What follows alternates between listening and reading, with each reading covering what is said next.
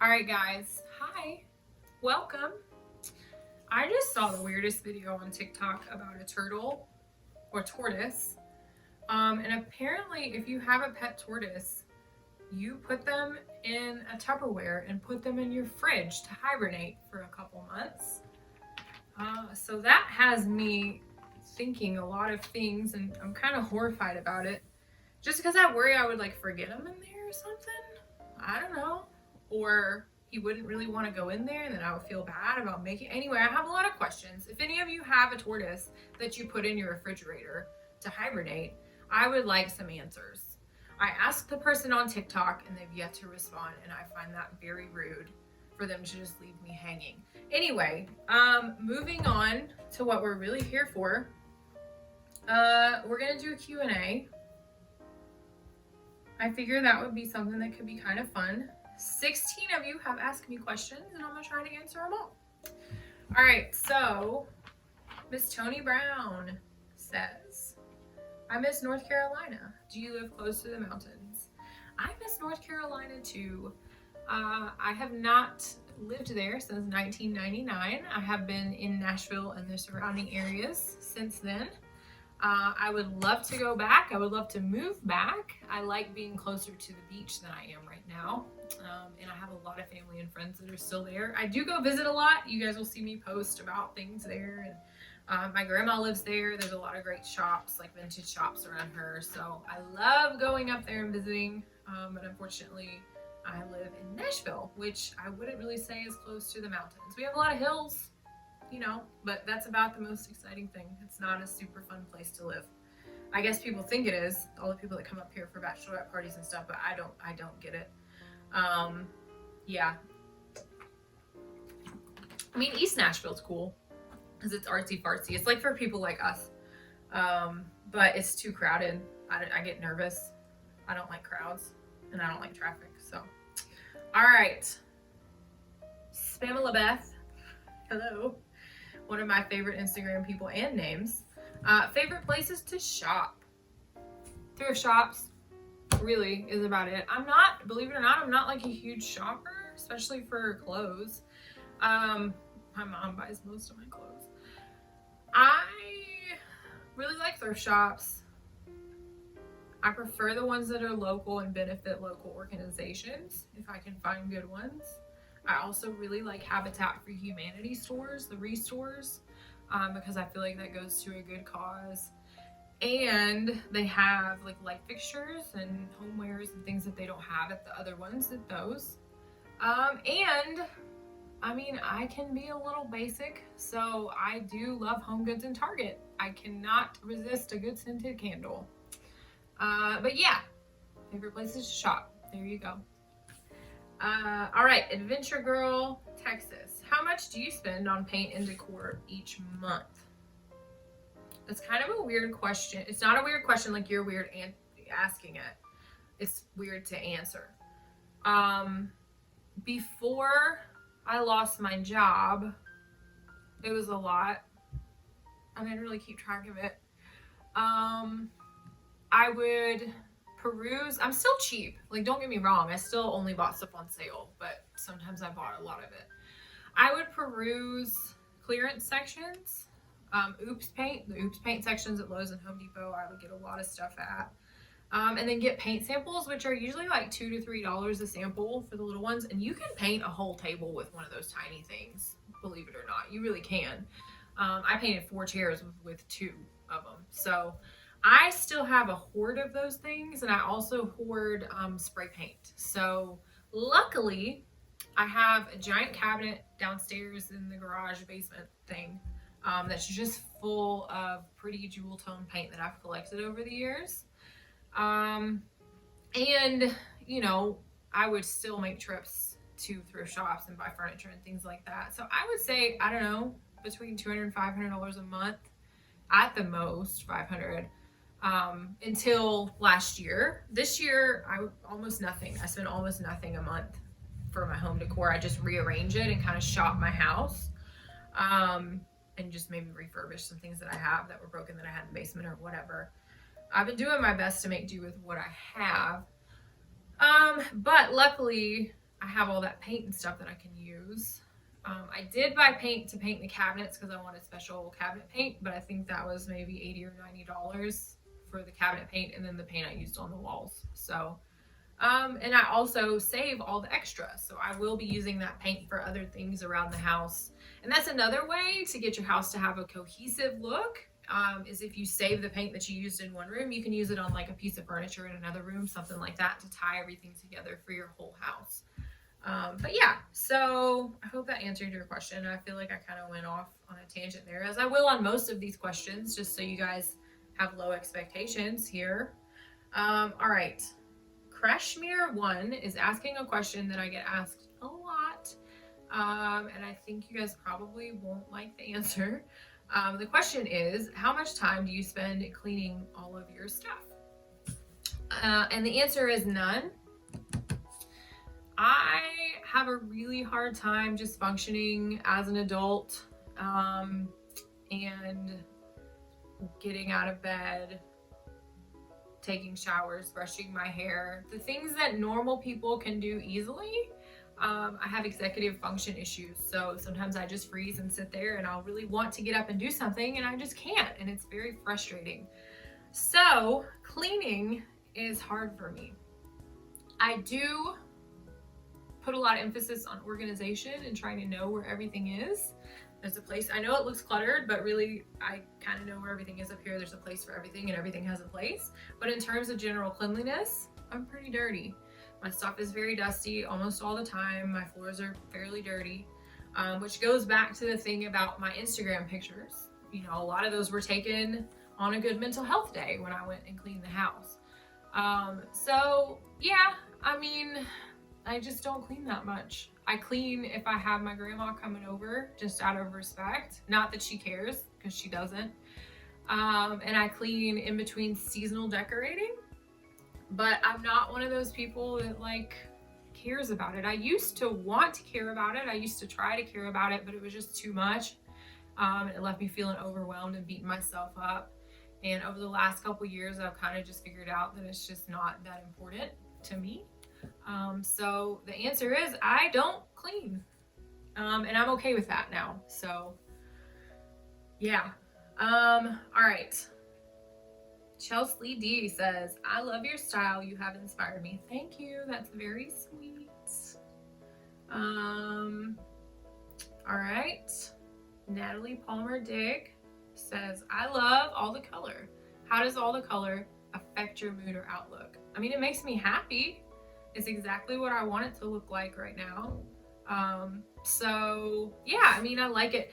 For things like my bedroom, I did a little bit of research. I have a really hard time sleeping and going to sleep. It's usually a 2 to 3 hour process getting me to go to sleep, which involves drugs and supplements, meditation, watching ASMR videos, and, you know, I don't know, weird rituals, dancing. I mean, it's just, I've tried everything. But anyway, so I wanted to make sure that my room color wasn't negatively affecting my sleep. So I did read a psychological article about colors that said that blues and greens are good for your bedroom. So our bedroom is teal, and I'm hoping that that was a good decision. I think it's really pretty, and I do feel pretty chill in there.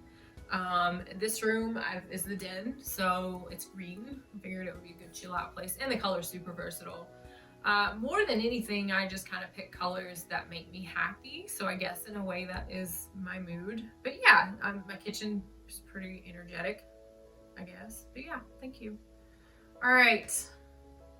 Beth Williams, 789. Where do you get your inspiration from for your decor and painting? Everywhere. I know that's a weird answer. I am really interested and have always really been interested in how colors look together. So from a young age, I have been collecting things up here and now on my phone, because I have no memory left, about colors that look good together. And I get inspiration from just about everywhere I go, to the point where it's distracting and I can't focus on other things. So literally I can be walking around Target or somewhere and just be like, oh, this packaging looks really cool because it's got orange and blue on it. And then I kind of go, oh, I need to make a painting with orange and blue. Oh, I need to make a room with orange and blue. So the answer is everywhere. Nature is a big part of it. And yeah, just everything I look at, I kind of try to pay attention to interesting color combinations and make a note of them, and then I try to make art out of it or make a room inspired by it. Yeah, so that, and then also movies and TV. I don't know if you guys are familiar with the show True Blood. It's one of my favorite guilty pleasure bad TV shows. But I remember the first time I watched it, when I was out of my parents' house and could watch naughty things like that. I saw Lafayette, who is my favorite character on any TV show of all time. Rest the actor's soul. He passed away a few years ago, but his living room was amazing. It had like an altar on the fireplace, and the fireplace I think was painted a royal blue. The other walls were purple. He had this crazy wallpaper. It was the first time I've ever seen a maximalist, like a true maximalist room ever, and I just remember thinking, I want that. So yeah, there. The movie Jojo Rabbit is one that's recent that I can remember being inspired by. They had the really cool colored trim in their house and like really neat wallpapers and things and color combinations. Any Wes Anderson movie makes me happy with the colors, and I get inspired by those. Tim Burton, of course, old school. And art, mostly Mexican art. I'm really big on that. Studied that in college. Anything Frida has done, Diego Rivera, just anything that makes me feel like I'm on vacation, I want it in my house. So yeah, I hope that answers that question. Thank you. Debbie Lycan says, I want to know if I can buy you a drink. Debbie, that's really awesome and very sweet. Believe it or not, I don't drink alcohol. I drink a lot of Dr. Pepper. I have a hard enough time functioning as a normal adult without being inebriated, so I try not to get inebriated. But you can buy me Dr. Pepper, that would be super. All right. LOL, a bunny says, I'm definitely going to be adding more color into my world now because of your page. Bright equals happy. Thank you. Love you. She's one of my favorite longtime people. All right. Debbie's back with another question. Oh, another question, she says. Do you have a room in your house that contains stuff you haven't gotten around to getting rid of, haven't painted, don't have room for anywhere else, and don't want anyone to see? I do, and it's horrendous. I also do, and it is also horrendous. I have several rooms that are like that. The biggest one is my studio / guest room / craft room / mess. If I was really brave, I would show it to you guys, but I'm not there yet. I don't want A&E hoarders to come knocking on the door and want to film here. This is an old house. It doesn't have a lot of storage. It was built in 1968, and the only closets it has are the ones with the sliding doors that are about this deep and this long. So the room is full. There's a wall of shelves, and on the shelves are weird things I've collected over the years that I want to make art out of. Figurines that are not in rotation, vases that are not in rotation. On the bed is a pile of boxes that I've saved for almost no reason. Things I might use to send paintings to people and might not. So yeah, cardboard boxes, plants, paint, things I should have taken to Goodwill 3 years ago. The weirdest thing I have in there on the shelf of things that I might make art out of one day is cicada wings that I collected 13 years ago, the first time the cicadas came out of the ground. I worked at a car dealership and they would fly up into the bays and then die, and so I would take all of the dead ones home and pull their wings off, and I collected them, and I put some of them in resin with the intent to make earrings and other things out of them. And they're still there. So maybe one day I'll do something with those. But yes, so the answer is yes. I have that room. I have the basement, which is full of junk and cars. And I have a shed full of junk. And I have an attic full of junk. And a very, very patient husband. So yeah, it's bad. All right, Noble Cascade. Hey, how did you lose 70 pounds? Special diet? And then also, have you always been this bright as a child? I guess it was a special diet in that I did low carb, and I do run, walk 4 to 5 miles a night.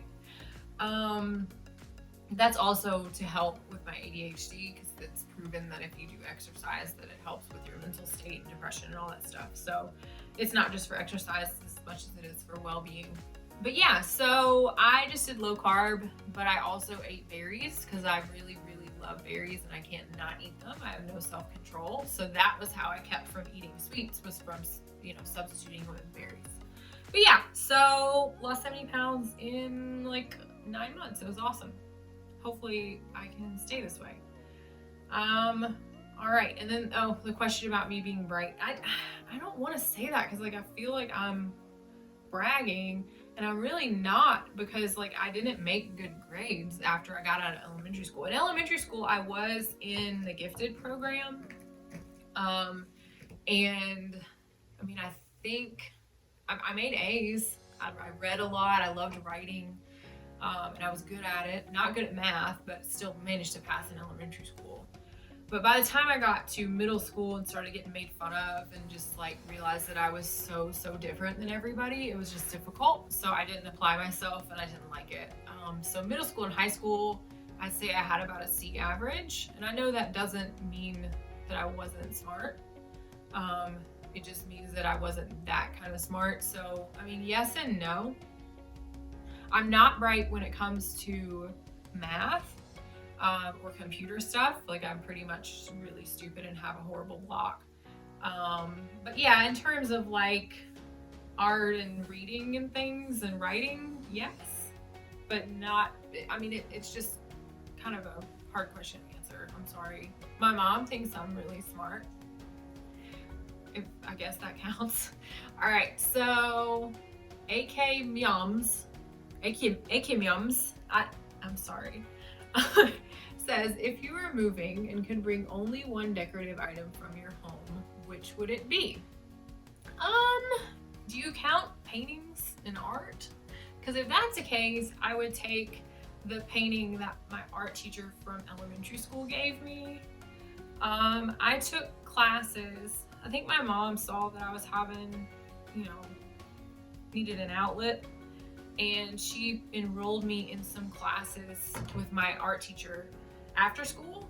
And I would go there once or twice a week. I can't remember. I was young, but I got very attached to him and played a big part in my life and keeping me calm and helping me figure out my outlets. And he was extremely patient with me because I was a huge pain in the butt and I wasted a ton of his paint.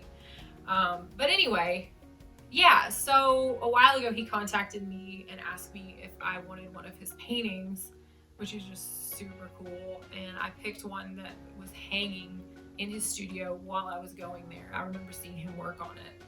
And that just means a lot to me. It's really cool. It's a really special thing. And it's really pretty. So that, I guess, if you don't count art, I would probably take the C-130 pilot chair out of a C-130 airplane that we were given for our wedding, just because it's a cool conversation piece and it's not really something you can find anywhere else. But yeah, I guess those two things. All right. Barnhome Living sent me 3 flame symbols. Thank you. All right. I think this is the last question. It says, cats on the ground.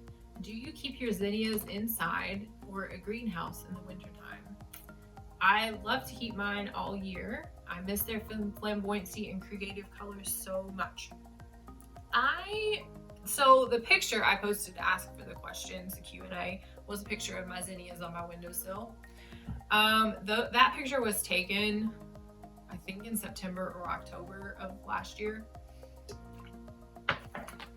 I grow my zinnias from, I don't know, I think I plant them in April or May, when it after the danger of frost is gone in Tennessee, which is pretty early. And they bloom until about October. So yeah, I try to keep them trimmed and grow a lot of flowers out of them. This year I would like to have another zinnia bed. For the past 3 years I've had just one really big raised bed dedicated to zinnias, but I would like to have another really big one just because I love zinnias. I'm not really good at other flowers. I've tried doing like I think dahlias, and they just died. I was not good at it. So I'm not like super like have a great green thumb, but if I find something that's easy and pretty, I will love it forever. So zinnias will always be in my garden for the rest of my life. And I also grow tomatoes and peppers. But everything else I've tried and I'm not good at. So this year I'm just gonna do what I'm good at. But yeah, thank you for that question. A lot of the pictures you see are not taken that morning when I post them. They're taken sometimes even months before. So I wish I had a greenhouse. My mother-in-law has a really awesome greenhouse. She has a page on YouTube. I will link it in my description. You guys can check her out. She does a lot of succulents, so it's really awesome. But yeah, so thank you guys so much for asking me questions and making me feel like I'm important. That's super nice. I'm really grateful for you guys being on my page and interacting with me and being my friends. Thanks for buying my art and enabling/encouraging me to be a weirdo. But yeah, thank you very much. I hope you be bright and do right today and all days. And hopefully I'll see you in a few days with another exciting video. Love you, bye.